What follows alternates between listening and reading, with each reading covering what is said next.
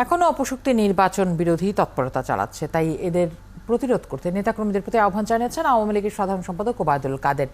রাজধানীর বঙ্গবন্ধু এভিনিউতে দলের বিভিন্ন পর্যায়ের নেতাদের সাথে এক বৈঠকে তিনি বলেন, আওয়ামী লীগ দেশে স্থিতিশীল গণতান্ত্রিক সরকার প্রতিষ্ঠা করেছে, যার কারণে দেশের উন্নয়ন সম্ভব হয়েছে।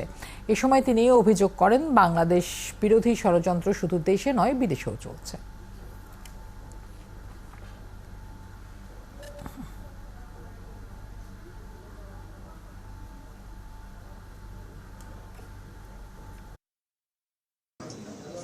চিহ্নিত এই অপশক্তি বাংলাদেশের গণতন্ত্র, স্থিতিশীল রাজনৈতিক পরিবেশ এবং জনগণের ভোটাধিকারকে নস্যাৎ করতে নির্বাচন বিরোধী অপতৎপরতায় লিপ্ত।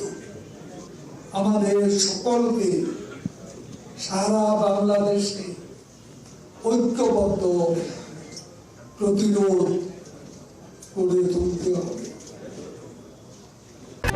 কেএসআরএম শেকড় থেকে শিখরে।